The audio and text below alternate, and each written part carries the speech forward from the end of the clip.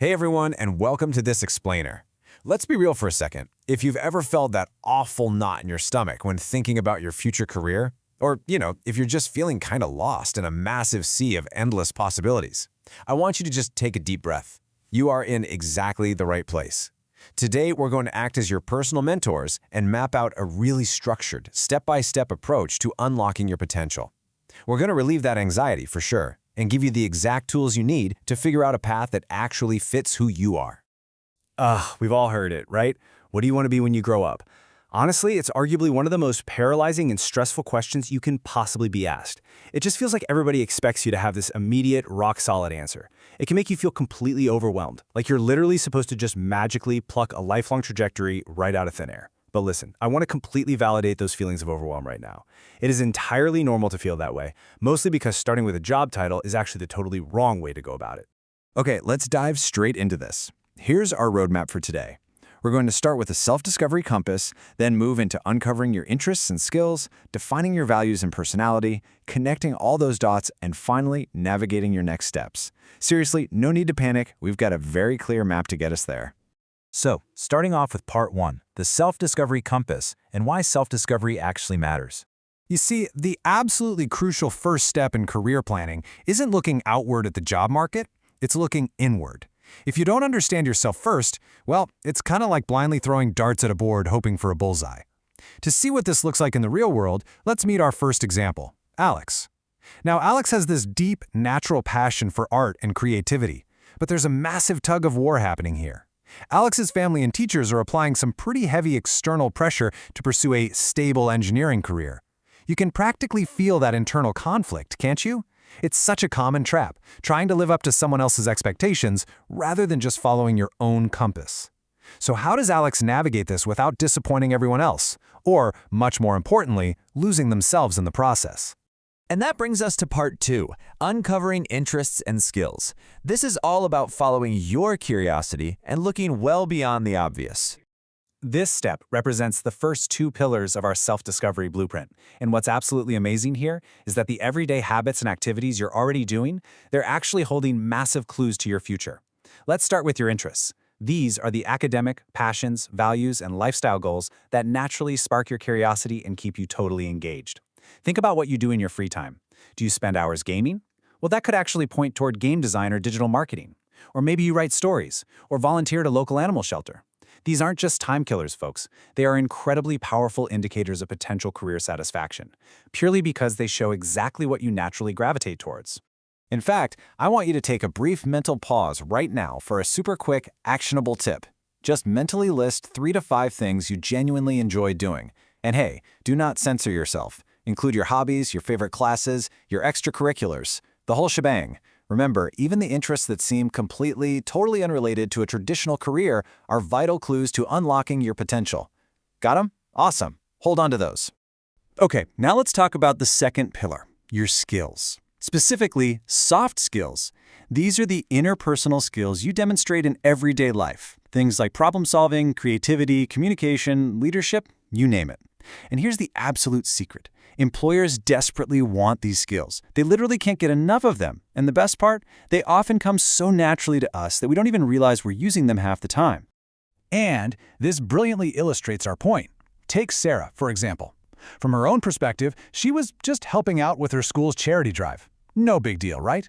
But if you look at it from an employer's perspective, they see highly valuable project management, crystal clear communication, and real leadership. Sarah's everyday activity was actually a goldmine for transferable skills. She just needed a slight shift in perspective to really see her own value. The truth is, sometimes we're just way too close to ourselves, or maybe a bit too modest, to actually see our own strengths. So here is a challenge for you. Go ask your inner circle, your friends, your teachers, your family, this exact question. What do you think I'm really good at? Seriously, try it. I guarantee you'll be completely surprised by the hidden strengths they see in you that you completely take for granted. Moving right along, let's jump into part 3, defining values and personality. This is essentially your personal career filter. So values and personality make up the final 2 pillars of our blueprint. If interests and skills are the engine driving you forward, these act as your personal career filter to really help you sift through all the incredible noise of the job market. Now, what's really interesting about this spectrum is noticing how opposing priorities shape radically different work environments. Say your top priority is financial security and structure. Well, a corporate environment might be incredibly fulfilling for you. But if your priority is creativity and flexibility, that exact same corporate job, it would probably feel like a total cage. Understanding exactly where you sit on this spectrum is absolutely critical because it basically dictates what kind of life you want to build for yourself. Consider Maria's story for a second. She was offered a very high-paying job. Now, I think a lot of people would just jump at that without a second thought, right? But Maria realized that the role just didn't align with her core value, which was making a tangible difference in her local community. So she actually chose to walk away from the money to prioritize her values. And ultimately, that brave choice led her down a much more fulfilling path. When your career actually aligns with your core values, the work just feels deeply meaningful.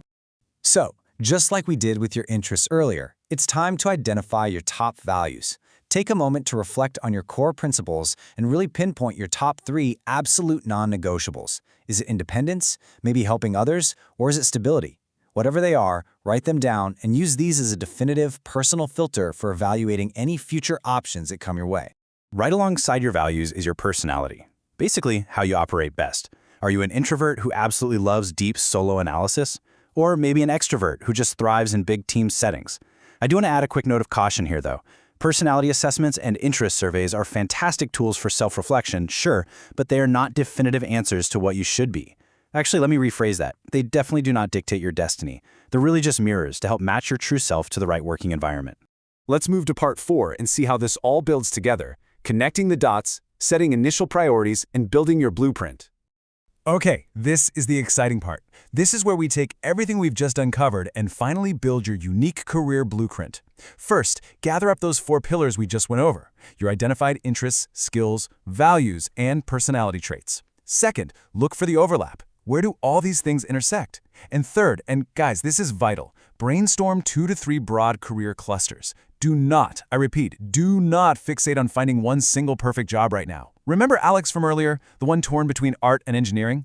Well, by finding the overlap between a deep passion for creativity and a strong natural skill in problem solving, Alex doesn't actually have to choose one over the other.